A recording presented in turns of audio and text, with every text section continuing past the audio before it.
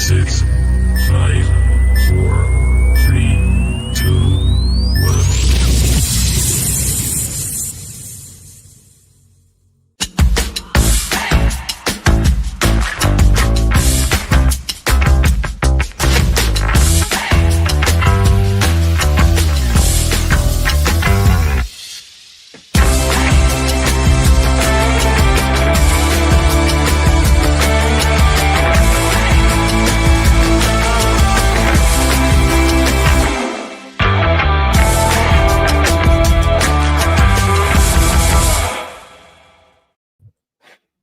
Good evening, everyone. I made it. Yay. Just.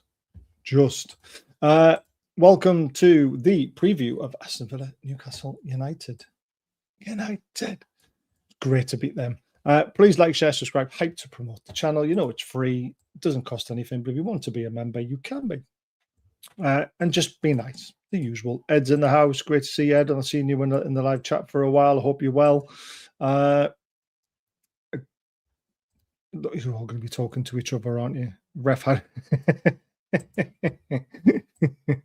I'm sure that's going to take up most of our talking points tonight, to be fair. And I've got a few funny things to put up and stuff to talk about it. Gary's in the house. How are you doing, Gary? Brosnan, great to see you again. Pal, I know you're up for the Everton game or something like that. I can't remember which game you said you were up for, but Jules is in the house. Great to see Jules as well. Right, let's bring the guests in one by one to say hello. Good evening. Evening. Oh, good morning. Yeah, noonish. It's noon. Noonish. Yep. Harry.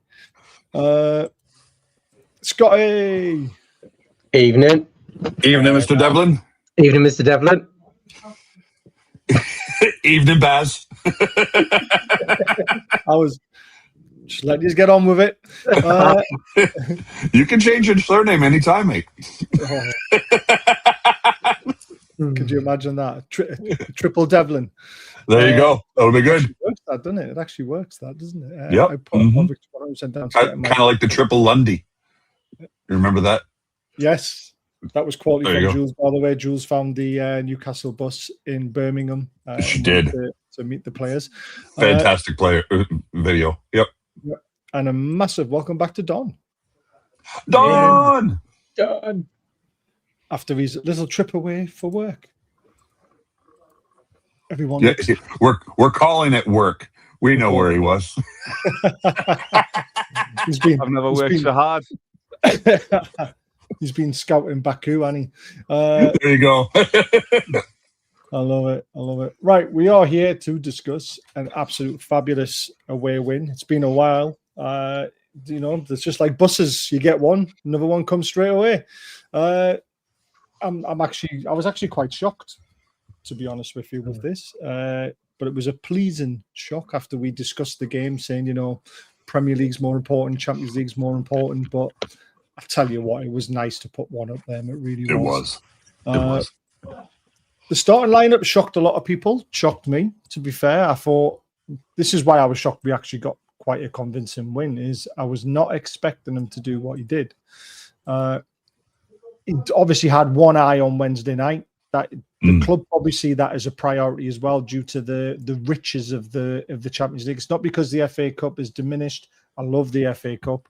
But when you're a club trying to break into the top 5, top 4 constantly, you need money. And the Champions League, you're talking like £1 million for winning this one round.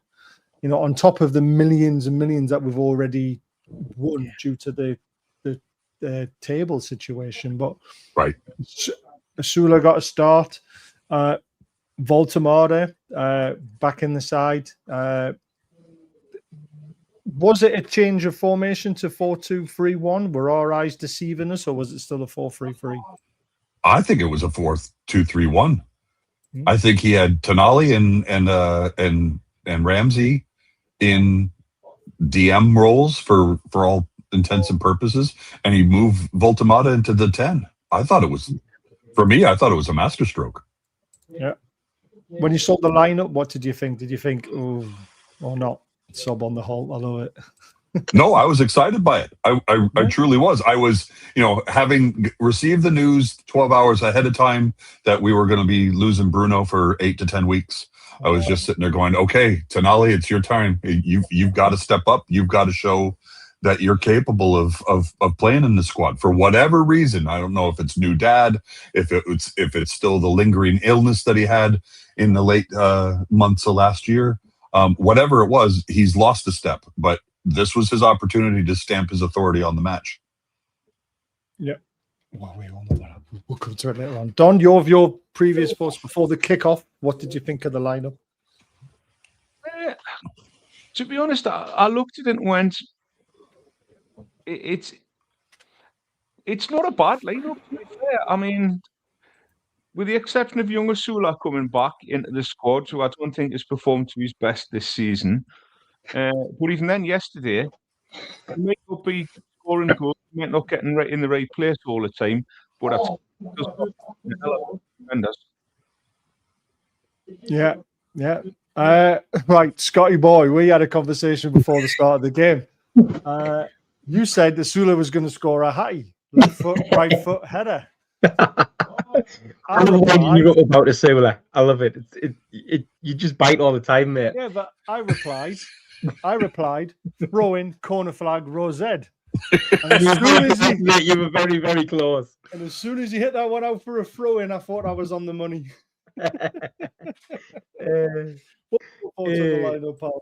I'll tell you what excited me the most, Baz, was seeing the inclusion of young Sung Soo on the bench. Yes. Sadly, we didn't get to see any of him. Come on, yeah. Yep. It was a shame, but again. But I have more comments later. So. Yeah, I mean, there was loads of people always talking about should these young players be on the bench? They're not going to get on the game. Why do it? And then you get people who comment correctly that it's experience. They do need the experience. But anyway, just getting in the game day squad, just being around the 11, seeing how the first team does things on a game day. Yeah. Absolutely. Yeah. Oh, Scott, your thoughts on the lineup? Hey, Joey. No shocks for me, really. I was wanting a Sula to grab the opportunity, but unfortunately, it didn't happen. But no shocks for me, mate. Nah. We broke the curse of the Bruno win as well, which is great. Yes. That's what I've been waiting for. Yep. The commentators did say that we have actually won without him, and I can't even think of the game. It was a bit ago. It was a bit ago. It must have been. I don't even think it was last season, Baz. I think it was the season before that. It must have been. So they showed the stats, and the stats for with Bruno was 56% of games won. Yeah. When Bruno wasn't playing, 7%. Yeah, bad, isn't it? Well, did that percentage go up after yesterday, Don? Or was that after yesterday? No. Is Tonali the new Bruno? Well, I mean, I have said plenty of times Bruno leaves because we all thought Bruno might leave to Man City. There was a lot of noise about it. I said, well, we've already got a ready-made replacement in Tonali. He'll just fit into his role. And I know he won't be as good as Bruno because I just think Bruno's just got something special about him. Different gravy. Tonali is up there as well, though. And he showed last night he can play that role very easily. Yeah. So, and this is why I said about 2 years ago. Two of them, the difference between the two of them is they're both quality, skilled players. They both can finish. They both can make great passes. Bruno just has that little bit of an edge in that he can see what's going on about half a second before everybody else on the pitch. Yeah. Going forward, yes. I think defensively, Tonali sees it better than Bruno. Yeah, totally agree. Absolutely. Yeah. I think he sniffs out danger better than anyone I've ever seen. Reminds me of Gary Speed doing that. Yeah. I think Bruno has the more creative flair. He has the ability to make things happen. I think Bruno's Tonali's reading of the game is something extra level. Yeah. I think he sees moves 2-3 moves ahead of time and can see where players are going to be. Sometimes that's let him down the season. But I thought last night he was on top of his game.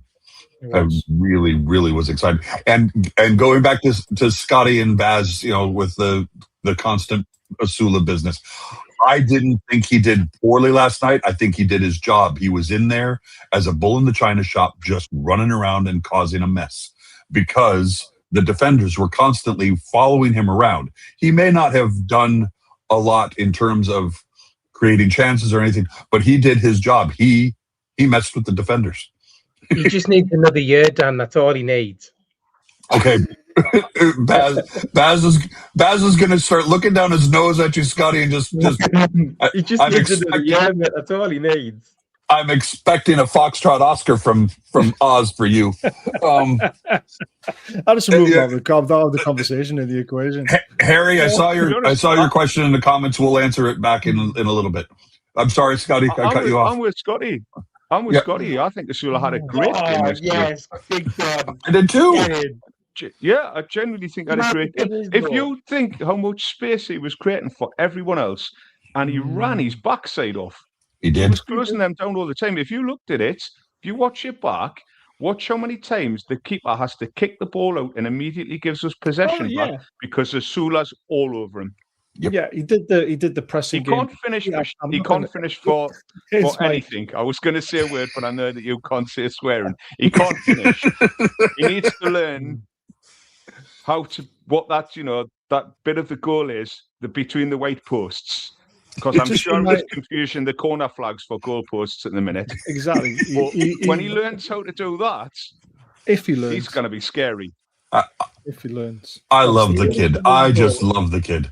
I know Dan says he creates mayhem, but then again, he also needs to create tactically as well. He needs to show that he's actually understanding the game and not just look like he's running around like a bull in China shop. So there is two looks at Asula. I still think he needs another year. Here's the interesting one. Is he another Joe Linton? Is he another Joe Linton? Is he in the wrong position? Well, a lot of people say he's more of a right winger. But again, you got to be able to cross the ball if you're a right winger. Well, to be honest, when he shot, it was a brilliant cross. If he was further out to the left, it would have been a fantastic cross. I agree. We have him for his dancing skills in the locker room, gentlemen. Come on, let's be honest. We need a third striker.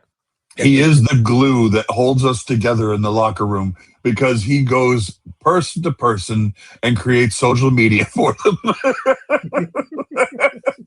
Right, I'm going to give you a chance to redeem yourselves. Right, he played for 63 minutes. How many times do you think he passed the ball? 7. 4. Close. I don't even think it was that. I think it was more like 5. I'm going to go 4. Wait. Include his shots. Including his shot. He had 1 shot in 63 minutes. Well, that was from the corner flag. To Don's point, that was a cross. So 4 accurate passes out of 6.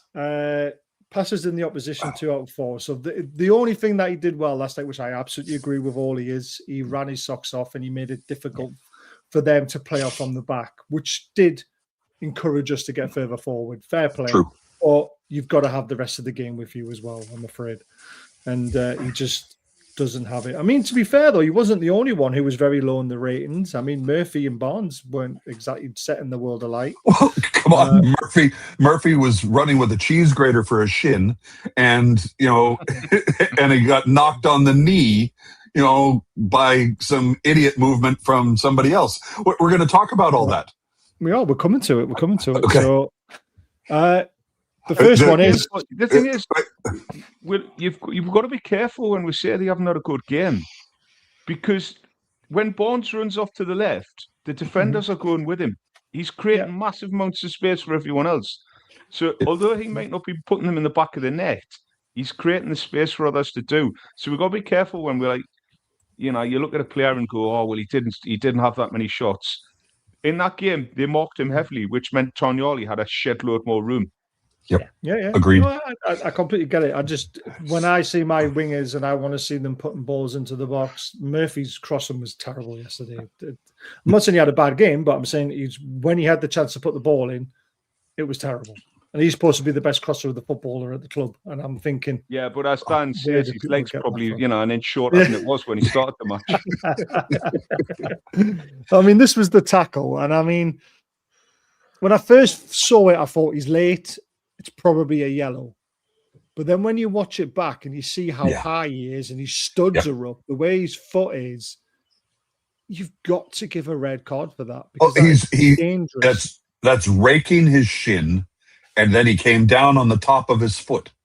So, I mean, and I've been watching lots of post-match coverage and everything. Everybody's talking about this tackle. And everybody who's saying, I listened to your favorite, Baz, this morning. I listened to Henry Winter. He's on a bit of a rant going, how can you have VAR for some of the competition, but not all of it? You either have it for all of it or you have it for none of it. This crap of introducing VAR for the semifinals on is garbage. It's quarterfinals and the quarterfinals onwards. Well, which is next, right? We've made it into the quarterfinals. Have we already? Is the fifth round the quarters? No, it's round of 16. No. No, it's 16. Sorry, yeah, my math was off. But no, this tackle is, and everybody's talking about, this is the advertisement for VAR, or the confirmation for VAR to be involved in the entire tournament, because realistically, this plus the other incident in the first half, Villa should have been coming out of for the second half with 9 men. Yeah, we'll talk about. We'll just talk about this one. We'll talk about the next one. Yep. Because I mean, this one for me, like, I had to see it twice to agree it was a red card, because I just thought, first of all, it's one of those late ones. He's out of control. It's probably a yellow. But then when you see his foot placement, that's what swung it for me. And you are right about VAR, but one of the cynical thing in the back of my head, Don, is thinking, were they really that bad yesterday on purpose to make VAR look better than what it has been all season? You say it, but I don't believe you could be that bad at refereeing in what you can't. So the way I counted it, they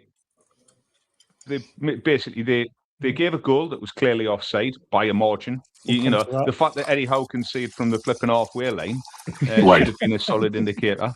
They then missed a clear red card. He missed 3 penalties in that game that I saw. We'll talk about them, because I'm not sure on some of them, but okay. We'll come to it. In the Premier League, three penalties would have been given. But this one here, this was a player that was completely out of control and in danger of player. It was a straight red card every day of the week. Yeah. And the fact 100%. That you then, had Mr. Murphy roll his sleeve down, you could see the stud marks in his shin.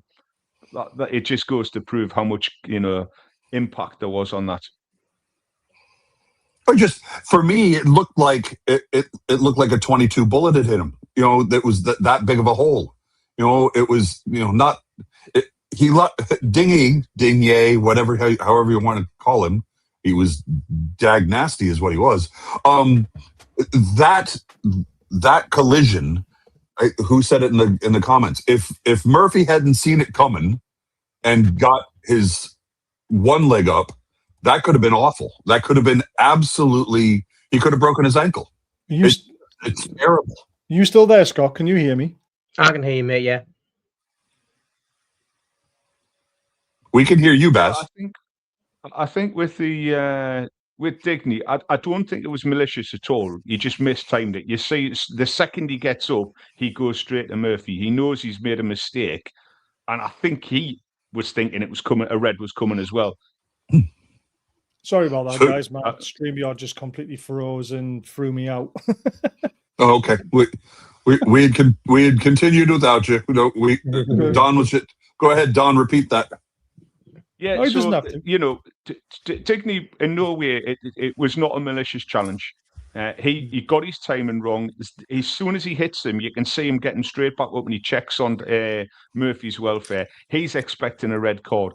So everything about that should have been like obvious for the referee that it was a straight red. Yeah. I absolutely agree. Scott, your thoughts on it? I mean, it's straight red. His leg's lucky. It's not fully straight, because that would have been even worse. There's a bend to his leg as well. So, it could have been career ending. It's an awful challenge.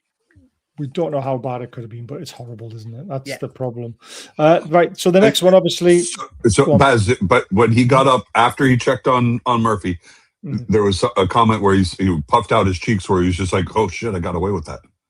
Yeah. There's which then makes the sideline later on I'm going to talk about. Well, and then that makes it, for me, that makes it even further. Yeah. Okay. I'm trying to stick to the structure. Go ahead. We're going to talk about their goal. Garbage. I mean, to be honest, I'm not going to lie to you. I thought it was a brilliantly worked free kick. Agreed. Out of nothing. I mean, Villa hadn't showed anything in the game. I thought we controlled a lot of the first half. I thought we were very good without really being deadly as we should have been. And then they get this free kick, and I thought, wow, that's brilliantly worked. And then when you see the replay, and I don't understand how the officials have not seen this, because every single one of our players is standing on the 18-yard line with the right foot. Every single one of them, and you've got 2, 3, 4 Villa players probably offside in that one. And the guy who scores the goal, obviously Tammy Abraham, you can see he's well offside. Yeah, and I mean, how the officials are that bad to miss that as well, that is shocking, Scotty. Do we know which they named the three officials? I know that the fourth official was it Anthony Taylor, or was it Simon Hooper that was on the? I think it was Anthony Taylor that was the fourth official. Wasn't it? The fourth official can't really do much, to be fair. No. He was obviously getting an earful from both managers last night, because I mean you could see it on his face. He's like, "Oh Christ, I can't believe you didn't see that." But and then he kept adjusting his microphone, which was hilarious. But I want to know which of the linesmen was on the near touch line. If we can know that person, we need a name and shame, because there were so many incidents in the first half that he missed, and then in the second half, obviously we're protecting this goal, but then we were attacking this goal in the second half, and in the second half, I can't remember if it was Dan Byrne or Jacob Ramsey that just let the same linesman just have it. Yeah, he was Dan Byrne. I'm not a fan of that, Dan. I've got to be honest, mate. The whole naming and shaming thing, let's leave it on the pitch. Okay. All that crap on Facebook and social media. No. I understood that, Dan. I'm just, I've gone. I'm frustrated, mate, because I agree with Baz and with every pundit that I've watched post match. How can you be that bad at that job? You're the linesman. You can see every single one of the Newcastle players is on the 18-yard box. There's 4 potential Villa players offside in an offside position, and obviously the goal scorer was a mile offside when he received the ball. So all I'm saying is you cannot be that bad unless it was deliberate. You can't be. You could be that bad. I don't want to go down the deliberate route. Or he wasn't looking. He wasn't looking. Yeah, he was looking at his feet. It was Valentine's Day. There might have been a fan in the ground that caught his eye. Oh, fair play. Yep. As tough as it seems, you would hope someone looking along the line would see that. You can't miss that, can you? I can only think he was distracted when the ball came in. I just think they're too scared to make a decision now. I don't know what you think, Scotty, but I honestly think that the linesmen and the referees have gotten so reliant on VAR now. They have. They just don't want to put the flags up or blow the whistle. 100%. The thing is, and it was a well-worked free kick, and I get it, but actually, was it because they're all offside? So really, the execution was very poor. Well, I mean, the thought of the idea of the free kick, the execution of the pass was brilliant, but obviously the run of the striker was terrible because he's offside. Yeah. And what the linesman's looking at, I don't know. I mean, he must have seen the wife or something in the crowd. I'm not going to see that on the side. I mean, or the mistress. the You seen the bit on the side, There were headlights in Birmingham somewhere that got seen. Something happened. I don't think this was the worst bit. No, definitely not. I generally think this one was possibly distracted, was looking at the wrong place when the ball, maybe was looking at the ball carrier instead of the line. Yeah, I don't know if he was expecting not the pass. Worst one. Sometimes the linesmen predict or try and predict what the player's going to do, and he's probably thinking he's going to shoot from here. I don't really need to be keeping an eye on a little ding pass, and I think it might have caught them off guard as well, to be fair, which sounds daft, but the referees do try and the linesmen try to work out what the players are doing as well at the time, trying to second guess them, I think. For me, the hard part is they're all mic'd up now. You go back 20 years ago, they weren't mic'd up. They were relying on each other to keep an eye on it. Now they can talk to each other freely, and it just, Don, that kind of a distraction, if you're not paying attention, your whole job when you're the linesman is to keep an eye on that line. How can you be distracted unless to somebody's point? I've seen people land aeroplanes with the landing gear up. So anyone can make a cock up on the day. Fair enough, mate. Fair enough. Yeah, everyone makes mistakes, unfortunately. The only thing is, we're laughing about it, but what if we lost? Oh, we wouldn't be laughing about it. Like, we're laughing about it, but actually, if we lost this game, we'd have been sitting here absolutely livid. Yeah, absolutely. And we will be loving VAR even more. Right. There's two penalty decisions I can think of in the first half we'll talk about. The first one was Lewis Hall, who burst through a few players. I personally don't think that was a penalty because the Villa player gets a slight touch on the ball and then that knocks the ball towards the other Villa player who was just to the side of him. So to me, if he hadn't touched the ball, it's a blatant penalty. And I mean, he only got the slightest touch on it, but I think that makes all the difference. If he hadn't touched it, it's a certain penalty. But that's the one, personally, I don't think was a penalty. Does anyone disagree? No. Which one are you talking about? The one when Lewis Hall ran into the box and he took on a Villa player to the left, and there was a Villa player came across him and took him out, but he got a slight touch on the ball. That's what a lot of people have been complaining about. I don't think he gets a touch. He does. Trust me. I watched it and they slowed it down and I saw a touch on the ball. We talked that one. He does. Yeah. So but he gets a touch, but the ball stays static and then he takes Lewis Hall out. Because he touches the top of the ball and spins the ball. Yeah. Because it's his studs that touch the top of the ball. Yeah. I think what saves him is another Villa player there as well. If there wasn't another Villa player there, they might have said that was reckless and they might have. But because he just gets a touch on it, I mean, there are a lot of people say the rules are, well, even if you touch the ball, if you're out of control, you can take the player down. Yeah, if you follow through, Yeah, so it's one of those ones that could have went either way.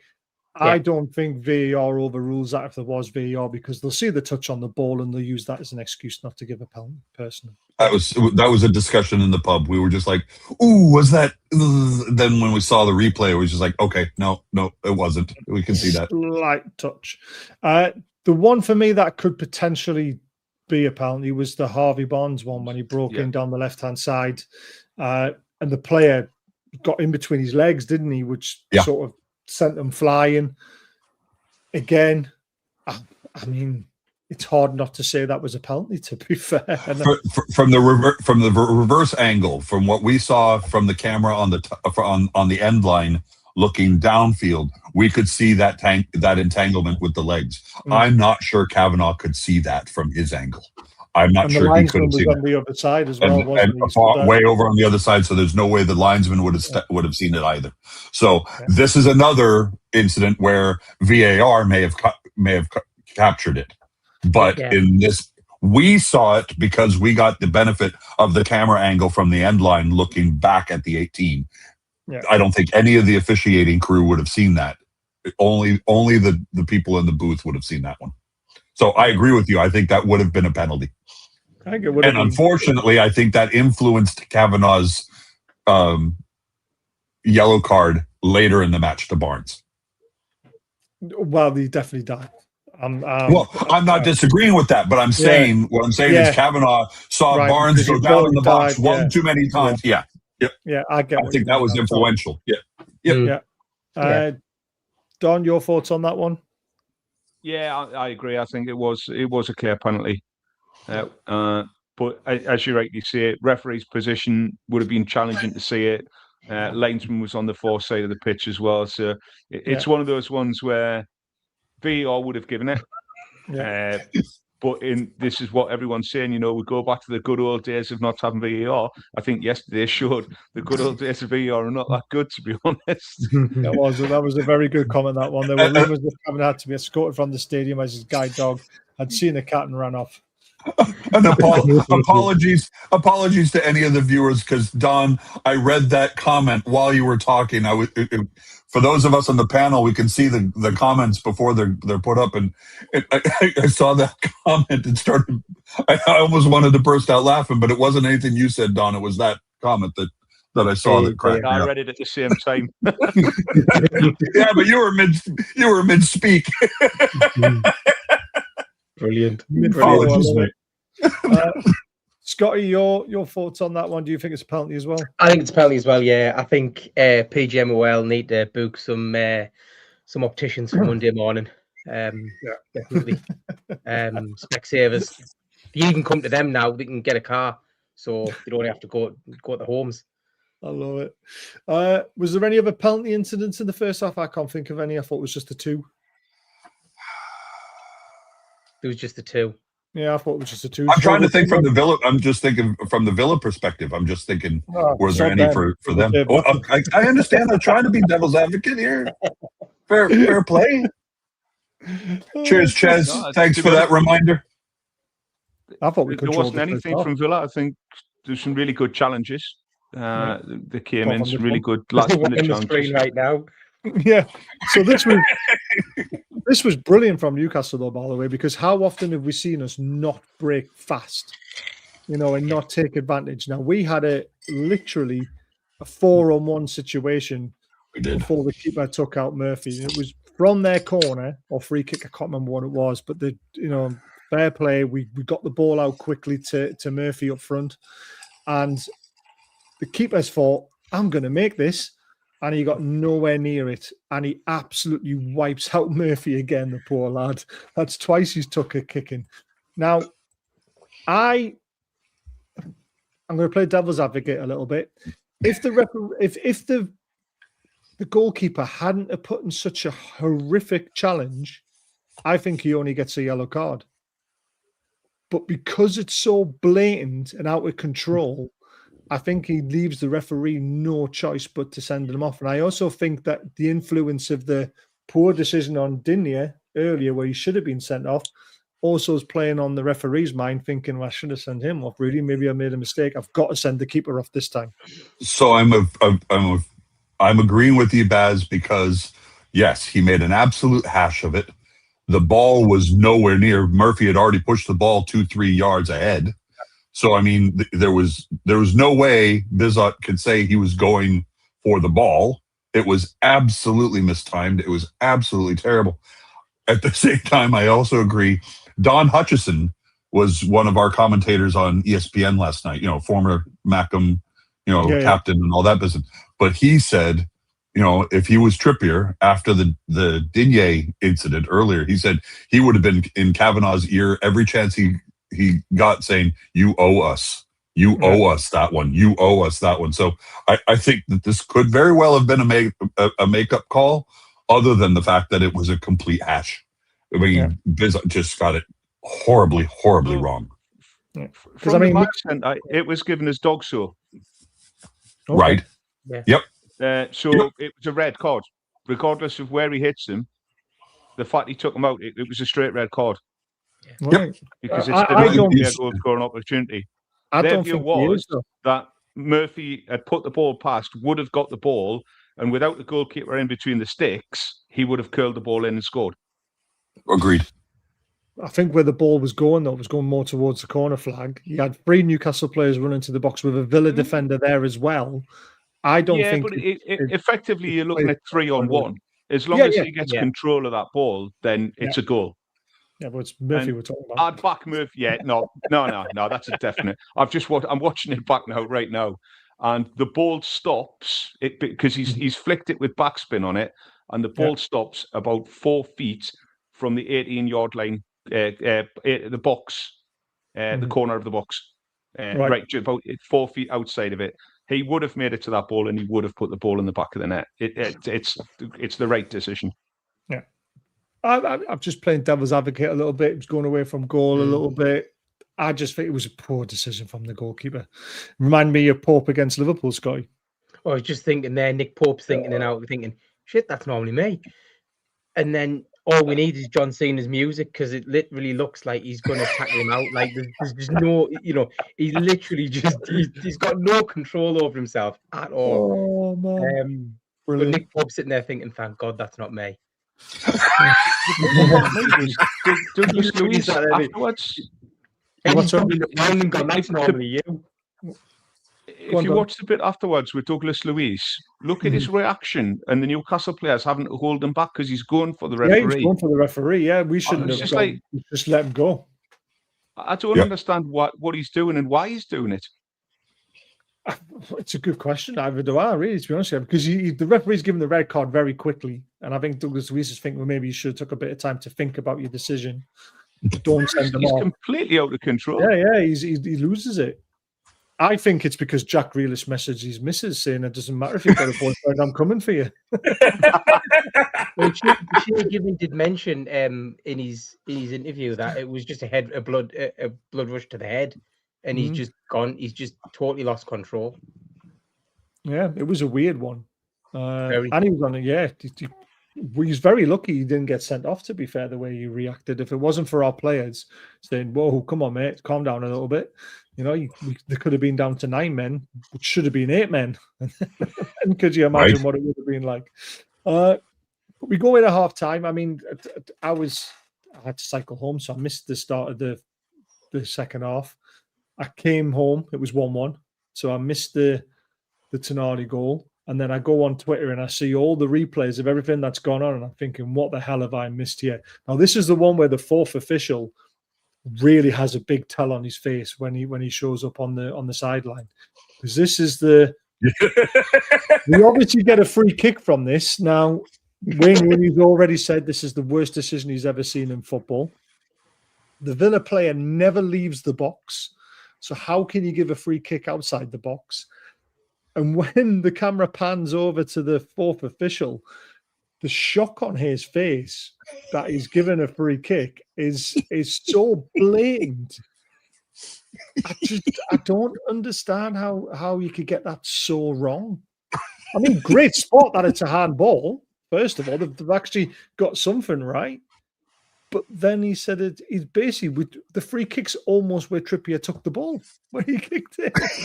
I'm like, how the hell is he not given a penalty there? Everybody was saying, there's no doubt he's in the box. Yeah. Great for calling it a handball, but you can't give the free kick outside the box. The handball was in the box. It was... Yeah, that was at the fourth. He rolled his eyes and puffed his cheek and blew out, and he was just like, how is he? I think Dion Dublin's comment was the best. Go on. He took off from inside the box. He landed inside the box. How could he got it as being outside the box? I mean, I could understand potentially if the player, after he landed, walked outside the box and went, wait a minute, I was here.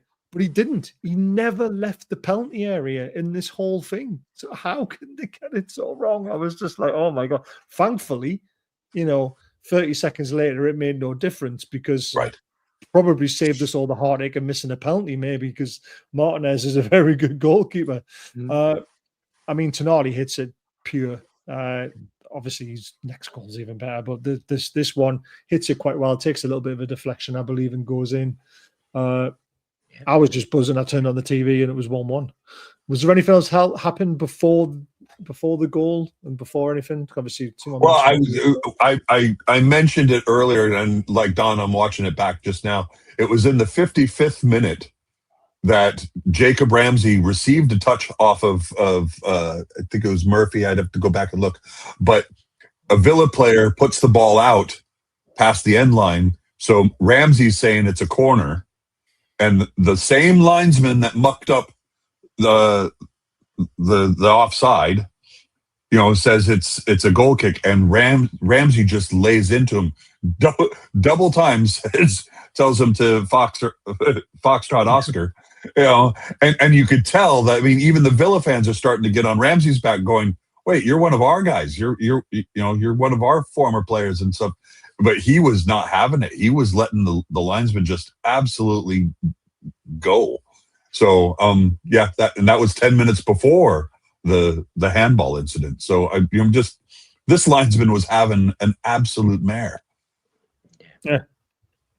He was. I just don't get it. It was a very well timed goal that came just at the right time. Yeah, it did. Yeah. Because quite literally, I'd just been asked to turn my phone off because I was sitting in the seat of watching Starlight Express with my phone on watching the match. Brilliant. My missus was not chuffed.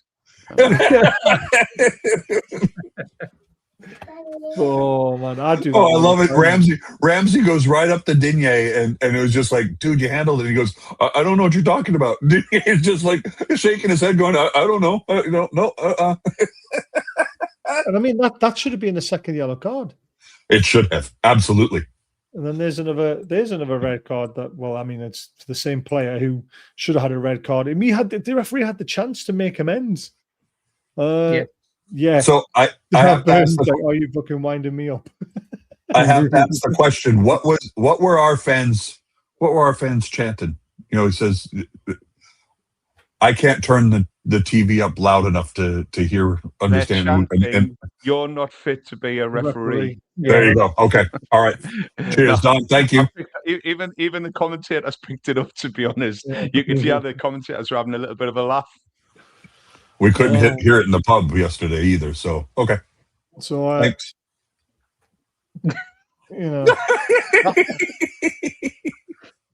I feel bad for Kavanaugh. I don't, because he had such a bad match. There was so many places he could have stamped his authority on the match, and he failed at every single step. Every step. So was it Kavanaugh that failed though? Because if you look at as well, the bit where he's in control and makes the decision, he gets it right. It's when he's relying on his linesman. The linesman seem to get every single call wrong. Yeah. It's almost like he had a few quid on Villa.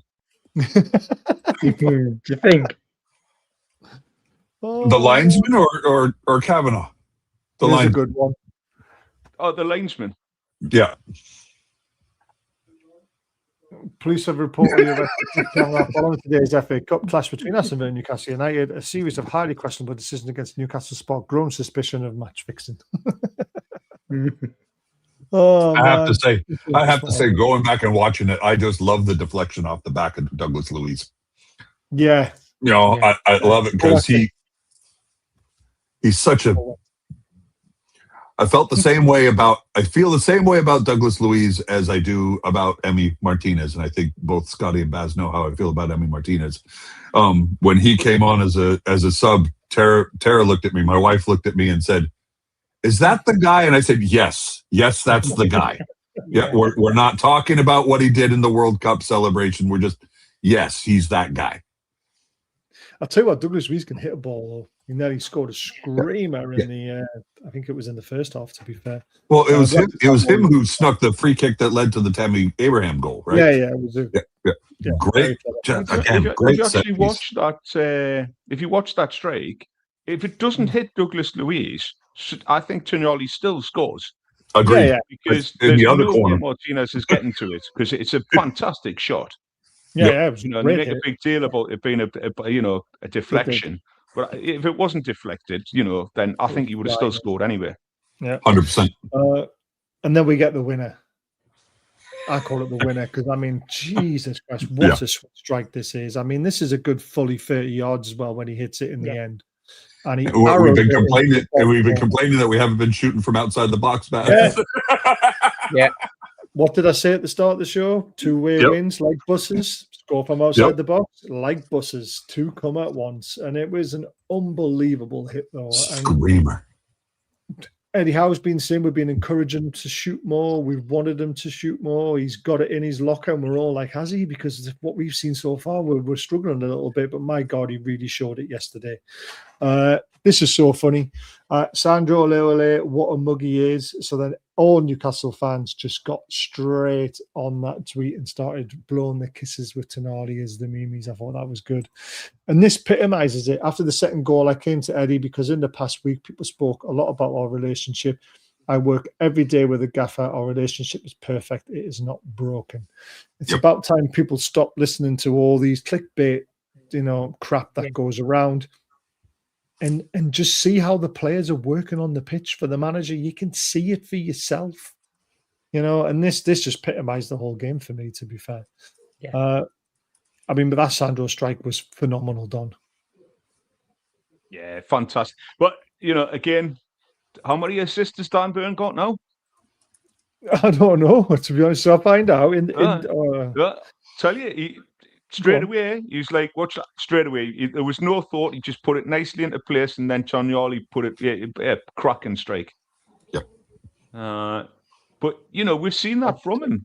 He can hit a ball. And, I think, I genuinely think when he they had the child, that it took a little bit off his game. Maybe he's a little bit tired. Maybe he's a little bit distracted.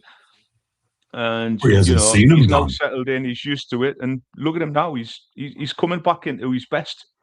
There's 3 games in a row I've watched him and went, he's getting better and better each game. Yeah, 4 assists this season, Dan Burn. Yep, good on him. Which is not bad. It's very good. Not bad for a centre back. Very good for a centre back. Absolutely. I have a comment, but I'll wait until we talk about the third goal to make that comment. So. Yeah, well, Scotty, first of all, Tonali, it's just great to see him actually shooting from distance. And do you know what it is? It is like, and I was calling them out, not shooting outside the box. Yet again, they might have been watching the comments because he hit the corker. Like, it was fantastic to see. And he does look like he's got a lot of weight off his shoulders. He looked like a reinvigorated man. But so did Eddie and so did Jason Tyndall last night. Yeah, a lot of people have been saying that. They both looked different men. Fantastic. Yeah, love it. And then Woltemade puts the icing on the cake. It was a little bit of a fortunate goal in a way, the way that it kind of worked its way to him. The defender got a touch on it, but I still think all credit to Woltemade, the way that he had his foot ready, side-footed, controlled it. Because we've seen loads of them balloon over the bar when there's that much pace coming at your foot. Like it's like a 50-50 sort of connection, and he laces it into the top corner. And Dan, it's just great to see him, break his duck after such a long time. The thing that frustrated me, we were in the pub yesterday, so we didn't get to hear a lot of the commentary. I had the commentary playing, but we had music on the other side of the bar, so we didn't hear the commentary much. I came home and watched it. It was frustrating to me to listen to John Champion saying that, look at Woltemade. The whole game he was sitting there going, when Trippier was putting in crosses, he was playing deep. It was like he didn't want to be on the other end of the ball. And as a striker, that's unacceptable. I'm sitting there going, but he wasn't playing as a striker yesterday. He was playing as a 10. He was playing deep. He was playing as a creator, not as a striker. And that's what made me happiest about his goal yesterday. Was yes, it was advantageous. It had fallen to Joe Willock. I think Joe Willock, if he had gotten there first, would have put the ball away himself. But the fact that Woltemade got it there, just the look on his face when he got it and he wheeled away. And if you look at it, if you go back, he goes to do the knee slide in the exact same place that Tammy Abraham slid in the first half. And he slid, got maybe half a meter, and then fell over on his face. Woltemade did the same thing, but then fell over on his back. For whatever reason, that sticky part of the pitch just he wouldn't let the knee slide happen. But just on his birthday as well. Say again. And King Kev's birthday, 75th. Yep. I was chuffed for him, and especially listening to that commentary, because I'm sitting there going, you guys were all excited about him when he was scoring goals with his head and everything, and making such a big deal out of the fact that at 6'6", he's not known for scoring with his head, just like Dan Burn wasn't, that kind of thing. I was just happy for him to get on the end of something and get the ball in the back of the net, because he's worked ever so hard to do it. But again, he wasn't playing as a 9 yesterday. He was playing deep. There were times when he was behind Ramsey, and looking to get balls and do more of a creative passing of the ball. I also before we get off of it, we were talking about Dan Burn a minute ago. Before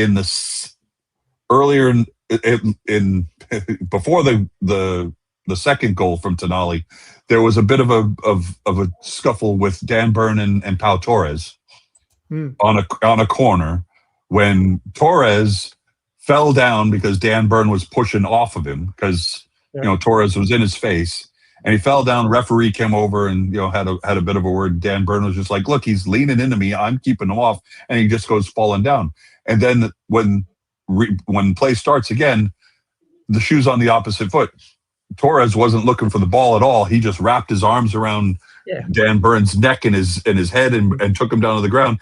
And then I can't remember who the other center back was. Or no, it was Buendia. He falls over backwards on Dan Burn. So, Dan Burn was getting it from all sides yesterday, and fair play to him for staying on the pitch. If I was him, I think my hackles would have been up, and I would have gotten in Chris Kavanagh's face a little bit more. But fair play to him. He stayed on the pitch. Good. And the best thing about winning away? We get to put that up. And appropriate. I do like the fact that you took that you're using that picture, to put, because it does look like the appropriate finger is missing, except it's on the other hand. Yeah. I just stole it from Facebook or somewhere. It's perfect. Yeah, it's perfect. Stolen. Keeping it. I do like Elanga getting the ball and driving into the centre. You can see defenders backing off as running. Yeah, Elanga's starting to come into his own now, which is great to see. Ramsey is, especially against Spurs last week and again against Villa. I thought he's been excellent. I don't think Ramsey's ever really been bad. I just don't think he's been as good as what he is now. I think he hasn't been able to stamp his authority on the game, and the last 2 games he really has been able to do that. And I know that there's been talk about it in the comments, and I love the fact that he was kissing his badge towards Morgan Rogers yesterday. Yeah. No. But that's just a bit of shit before the start. Yeah, it was. It's nothing to it. Good banter. Go ahead, Don. Yeah. And you're right in what you're saying. He was sitting deep in the game. But just go back, if you get the chance, go back to the goal and freeze frame it just at the point where the ball's about to come back in, and you'll spot that Woltemade, the reason he gets to the ball first is because he anticipates the Aston Villa player making contact with the ball and putting it back into the box. He actually makes nearly 6 feet on Willock in that pace difference. He's twice the distance from the ball that Willock is, but because he's anticipated the, I think, is it Digney? No, it's not. I'm going back and looking. He's anticipated the Villa player getting the ball. You can see his eyes. He's looking at the ball and anticipating that it's going to come back in, and he goes for it. That's a striker's instinct. Yeah. So he's got it there, and the reason he gets to the ball first is because he's got that striker's instinct. And Dan's actually right. Yesterday, he was about 2 foot longer. And I was going to say his legs are 3 feet longer, but that's all right. Yeah, but you'd put money on Willock against Woltemade in a foot race any day of the week, wouldn't you? Yeah, absolutely. Yeah, but like you said, football intelligence, that isn't it? Like knowing anticipation, knowing where to be. I think he's got it there, and I think there's a comment in the comments there about what Rooney said yesterday. I think very rarely do I agree with Rooney, but I think he was spot on. That if Woltemade stops going hunting for the ball and just bees that the Dion Dublin and just stand on the bloody edge of the 6-yard box and just wait, he'd score way more goals. But he doesn't do that because he's playing for the team. He's not playing for goals. Yeah. And the other thing about Woltemade as well, he's not known for scoring with his head. He's even said himself, heading's not the best part of my game. On that. He's very much known for scoring with his head, just not in the opposition goal. Yeah. You had to bring that one up, didn't you? I think we are going to see, for all of the criticism that Woltemade has got, he got so much praise at the beginning of the season simply because, beginning of the season, after we got him at the end of the transfer window. But the fact that he has gotten so much criticism after scoring so many great goals, without his goals after his arrival, we wouldn't be in the position we are now. Nope. Okay, let's be honest about that. He's gotten a lot of criticism. They made a big deal out of the fact that that's his first goal since mid-December. Yeah. Yesterday. Yeah. Again, the reason why he did so well upon his arrival was because no one knew what to do with him. They saw him play in the under-21s, but they didn't know how he was going to play in the Prem.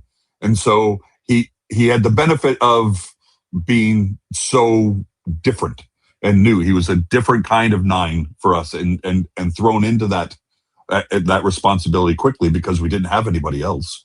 I truly believe, Scotty and I have mentioned this offline, you give him his full preseason next season. Yeah.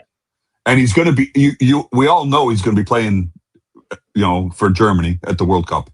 Yep. So, he's going to have a great summer. He's going to stay fit. I think you get him into preseason and we get him on the training pitch, get him, working day in, day out with the players. Again, Eddie was saying the other day, they haven't seen the training pitch since mid-November because they've been constantly moving from game to game. It's game preparation, game recovery, and then the very next day it's game preparation for the next game. They haven't been on the training pitch to work together on any set pieces or anything. It's fantastic having the set piece coach, but we haven't seen a training pitch in 8 weeks. So they haven't been able to practice anything. So I just think we're coming into our own. I think I think pieces are starting to fit. I think they're starting to click. I think we're going to get. No, you're absolutely right, Ches. No, I think the guys have just lacked a little bit of touch of the green, and it had to be in the green kit yesterday that we got it. I'll tell you what, I love the post-match interview with Sandro and Big Nick. You can tell that the chemistry, the spirit, the team spirit within this locker room is intact. These guys are all fighting for each other, and I love it. I'm here for it. Get it in my veins. And this is why the criticism of Eddie Howe and wanting Eddie Howe out is absolutely ridiculous. The only time that should ever happen is when he loses the dressing room. Yeah. If you lose the dressing room, you've lost your job. Like Sean Dyche. Yeah, and he hasn't lost the dressing room, and I don't think he ever will lose the dressing room, to be honest with you, because the players love him. But yeah, I mean, fantastic win back into the FA Cup. But again, things change so quickly. We're back out on Wednesday night. Carabag or Carrier Bag, as some people like to call them. They've had a fantastic Champions League, to be fair. I think it's the first time they qualified for it. Yep. Right. We have now progressed the furthest that we have ever progressed in the Champions League. And that goes back to, we've bettered Bobby Robson. Yeah. And for them as well, it's fantastic. They had to come through the qualifying to get. Oh, Carabag, you mean? Yeah, Carabag, yeah. They beat Benfica and then beat Copenhagen in the first 2 games, and everyone thought, whoa, who's this? Who's this? The outsiders, what's going on here? And then the drew, lost, and then beat Frankfurt, and then lost to Liverpool really badly. But they still managed to get through into the next stages, which is fantastic for a club that no one really ever heard of until this season. But we've got to fancy ourselves, Scotty, haven't we? I mean, yeah. I think we've got to win. We've got to keep on this good run of wins as well. It builds confidence. It builds belief. We need to go out there, beat them, come back, and get ready for the next one.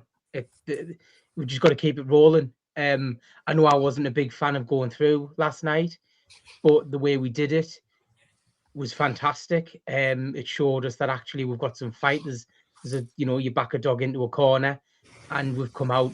We'll give it a good go. So I was probably wrong about going out. And let's keep going. Let's keep going. Yeah, I remember that about Sir Bobby Robson. It was ridiculous. But hey, Don, you know the area of the world a lot better than what we do. I mean, what are Newcastle fans going to expect, and what do you think is going to be the outcome? They're going to have an amazing time, to be honest. As long as they behave themselves. Just remember that you go into a country that, yes, you can drink alcohol, but behave like a prat, and you're going to end up in a prison that you're not going to like. It's not like the UK. So go out there, show people respect. They'll show you equally respect. The stadium's decent, and they'll have a great game. It'll be a good game. I fully expect Newcastle to come away with the points or the lead. Knockout stages, knockout stages now. Crazy. Yeah. So and I think when they come back to Newcastle and play at St James's, I think it'll be equally a challenge for them. But in the same vein, we've just got to make sure that we show them that Newcastle is a good place to come to. Show them respect, treat them decently, and that's how you create fans in those countries as well. Yeah, absolutely. That's a very, very good point as well. That's how you create a global brand, which is what Newcastle United want to be. So, let's make sure we don't make a tit of ourselves away from home, which will be very hard with our fans sometimes, because there's always a few idiots, but the majority of them are obviously very well behaved. So I think we'll be all right. And like I say, when they come over here, without question, they will learn the hard way if they behave like that over there. Oh, days. It's going to be fun. So let's have a little think about what, obviously, we've got two big games, obviously, Wednesday night, and then the following week, we've also got Man City in the middle of it. Eddie Howe obviously had an eye on this game yesterday. What do you reckon, Dan, score-wise? Karabag. Yeah, I think it's going to be. I don't think it's going to be a walk in the park away from. I don't either. I would like again. We're always going to be good for a quirky goal, so I'm not going to give us a clean sheet. I say we can walk away 2-1. 2-1 winners. I think 2-1 lead would be fantastic. To be fair, yep. To take back home. Yep. Yeah, Scotty, your thoughts? I'm going to go 2-0. Ooh, a little bit. I'm going to go clean sheet. Optimistic.